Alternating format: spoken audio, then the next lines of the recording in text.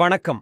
பண்டாரம் என்று அழைக்கப்படும் சமூக மக்கள் தமிழ்நாட்டையும் ஈழத்தையும் பூர்வீகமாகக் கொண்ட தமிழ் குடிகளாகும். இவர்களின் குடிபெயர் வைராவி ஆகும். வைராவி என்றால் மனுருதி கொண்டவர்கள் என்று பொருள். இவர்கள் பெரும்பாலும் கோவில் பூசை செய்பவர்களாகவும் பூமாலை கட்டும் பணிகளை செய்பவர்களாகவும் உள்ளனர். தமிழ்நாட்டிலும் ஈழத்திலும் பெரும்பான்மையான அம்மன் கோவில் பூசாரிகள் இம்மக்களே.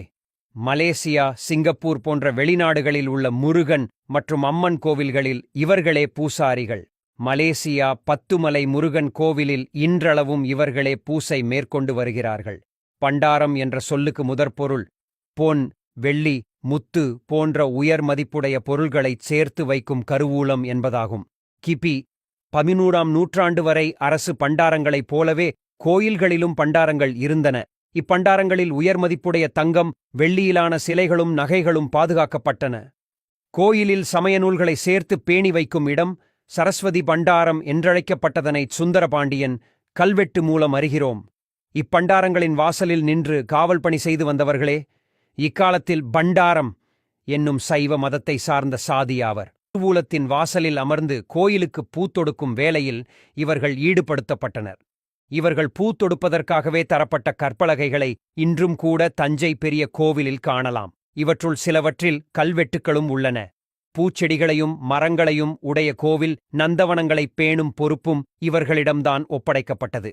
ஆனால் இன்று கோவில் கருவூல காவல் பணிகளில் இவர்கள் இல்லை என்றாலும் பூத்தொழில் இவர்களின் குலத்தொழில் என சொல்லும் அளவிற்கு பிணைக்கப்பட்டு விட்டது எனலாம். பிராமணர்கள் அல்லாத கோவில்களில் பூசை செய்வதே இவர்களின் தொழிலாக உள்ளது. இன்றளவும் தமிழ்நாட்டில் உள்ள அதிகமான அம்மன் கோவில்களில் இவர்களே பூசாரிகளாக உள்ளனர். திருமணம் போன்ற நிகழ்ச்சிகளில் பிராமணர்களை வைத்துக் கொள்வதில்லை. இவர்களுக்கு உள்ளே வாத்தியார் என்று ஒருவரை நியமித்து அவர்கள் தலைமையில் இவர்களின் நிகழ்ச்சிகளை நடத்துகின்றனர். இவர்கள் சமூகத்தில் இறந்தவர்களை எரிப்பதில்லை. மாறாக குழியில் கிழக்கு நோக்கி அமர வைத்து வில்வம், திருநீறு போன்ற பொருட்களை வைத்து சித்தர்களின் அடக்க விதிகளை பின்பற்றுகின்றனர். கருமாதி போன்ற நிகழ்ச்சிகளை வீட்டிலே செய்து வருகிறார்கள். இவர்களுக்கு இறப்பு சடங்குகள் ஒரு வருடம் எல்லாம் இல்லை, 5 நாட்கள் மட்டுமே. 5ஆம் நாள் ஏற்றும் மோட்சதீப சடங்கோடு இவர்களின் திதி முறை முடிகிறது.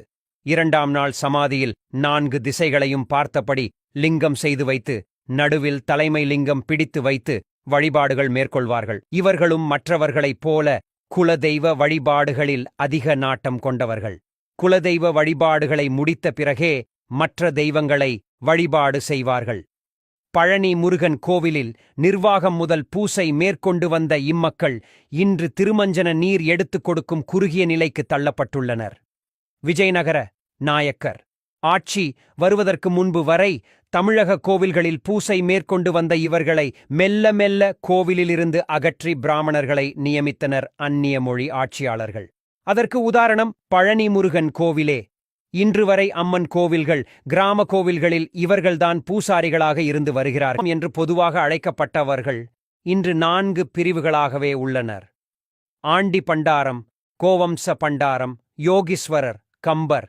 இவர்கள் பயன்படுத்தும் பட்டங்கள் பிள்ளை, வாத்தியார், தேசிகர், புலவர், தம்பிரான், ஒதுவார், மெய்காப்பான். பண்டாரம் மக்களின் வரலாறுகள் எண்ணற்றவைகள். அவற்றையெல்லாம் ஒரு கட்டுரைகளில் கொண்டு வருவது முடியாத காரியம். எனவே நாங்கள் முடிந்த அளவு சிறு குறிப்புகளாக தந்துள்ளோம்.